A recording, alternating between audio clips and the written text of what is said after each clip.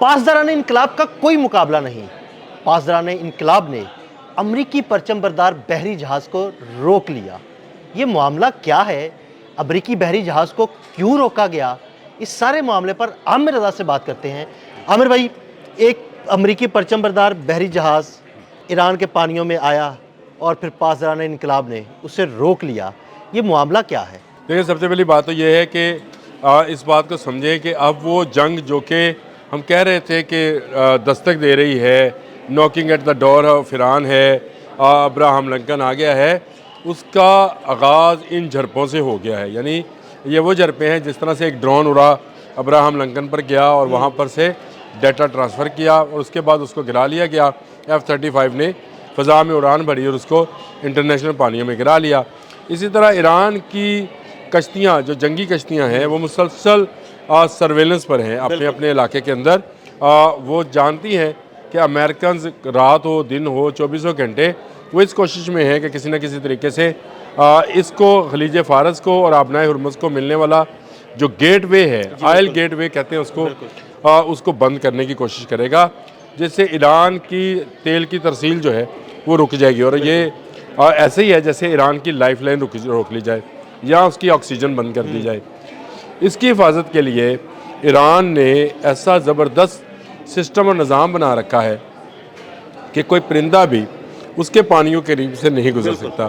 یہ امریکی جہاز تھا جس کو ایک ٹیسٹ کے لیے جو ہے بھیجا گیا تھا۔ ان کو پتہ تھا کہ ایران اس کو تباہ و برباد نہیں کرے گا، لیکن ایران ریئیکٹ کیسے کرے گا، یہ جہاز اس مقصد کے لیے بھیجا گیا۔ اس پر پرچم لہرایا گیا امریکہ کا اور اس کو ان پانیوں میں جو کہ آبنائے ہرمز اور آبنائے ہرمز میں ایران کا علاقہ ہے اس کے اندر داخل کیا گیا، جہاں پر ایرانی ڈرونز نے بروقت جو ہے اپنے ہیڈ آفس میں یہ بات پہنچائی کہ اس وقت ایک جہاز جو ہے ان نون اور بنا کسی مقصد کے ان کے پانیوں میں داخل ہوا ہے، جس کے بعد جنگی بوٹس جو ہیں وہ حرکت میں آئی۔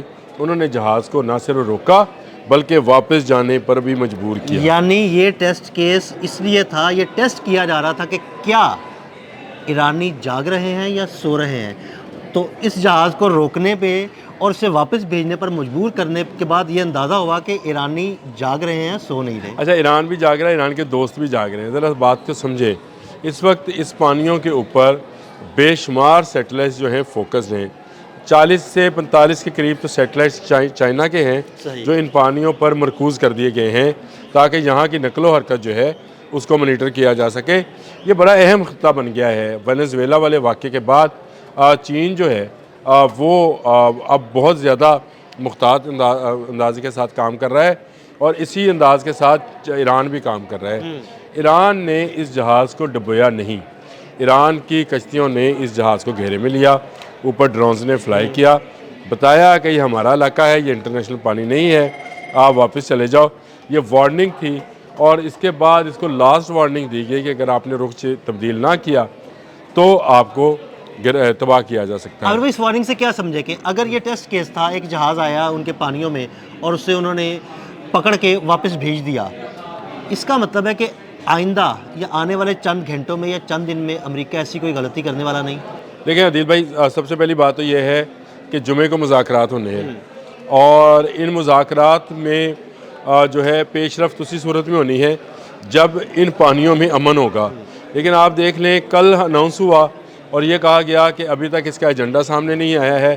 اس کے باوجود کل ایک ڈرون جاتا ہے جو کہ ایران کی طرف سے گیا اور اس نے سرویلنس کہہ لیں یا اس کو کہہ لیں جاسوسی کہہ لیں، اس نے اپنا کام مکمل کیا اور اس کے بعد ایک امریکی جہاز جو ہے وہ ایرانی پانیوں کے اندر آیا۔ تو اس کا مطلب یہ ہے کہ اس کو آپ سرحدی جھڑپیں کہیں، پانیوں کی بھی سرحدیں ہیں۔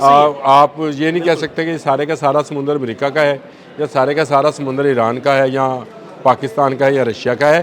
سمندر کی حدود ہیں، کتنے ناٹیکل مائل تک کون سا ملک ہے اور کون سا انٹرنیشنل وے ہے تاکہ وہاں سے دنیا کے جہاز گزر سکیں۔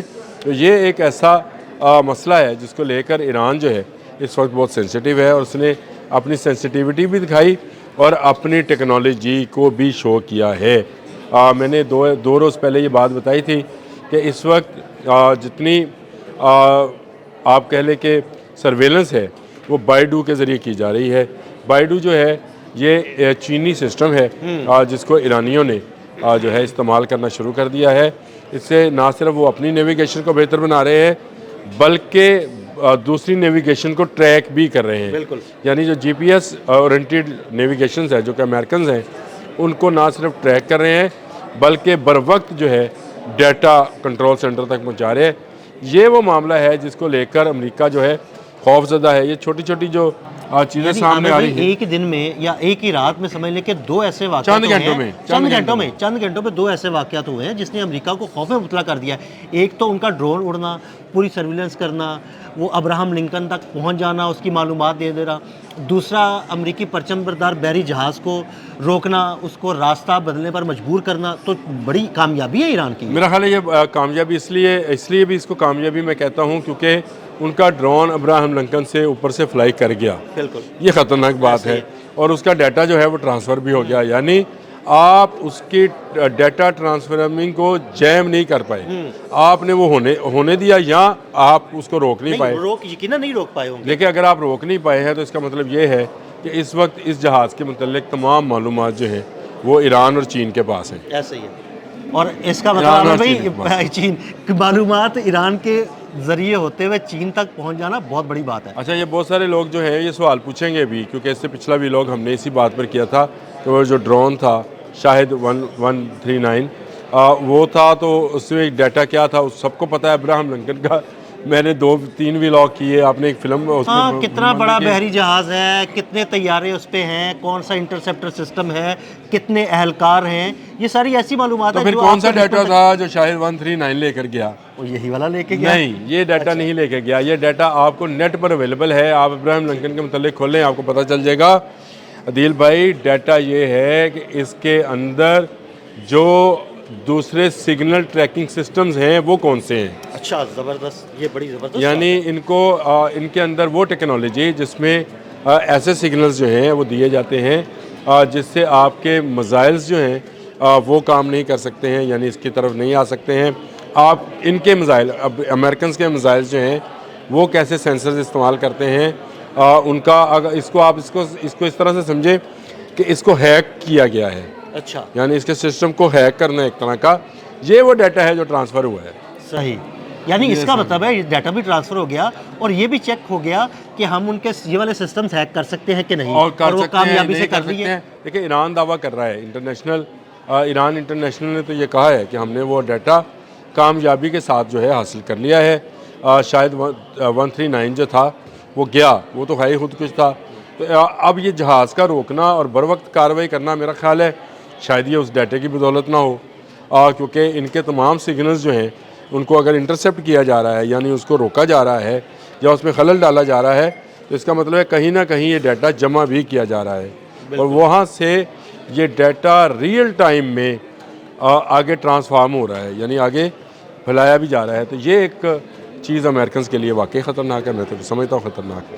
بالکل. بہت شکریہ عامر رضا جی. بالکل عامر رضا نے بڑی تفصیل کے ساتھ آپ کو یہ بتایا کہ آبنائے ہرمز اور خلیج فارس کے پانیوں میں آنے والے امریکی بحری جہاز کو کس مقصد کے لیے بھیجا گیا، اسے کیسے روکا گیا اور اسے کیسے راستہ تبدیل کرنے پر مجبور کیا گیا، اور یہ بھی بتایا کہ وہ ڈرون جو ایران سے اڑا اور امریکی بحری بیڑے کی مکمل تفصیلات لے کر ایران کو منتقل بھی کر دی. یہ ساری تفصیلات عامر رضا نے آپ کو بتائیں.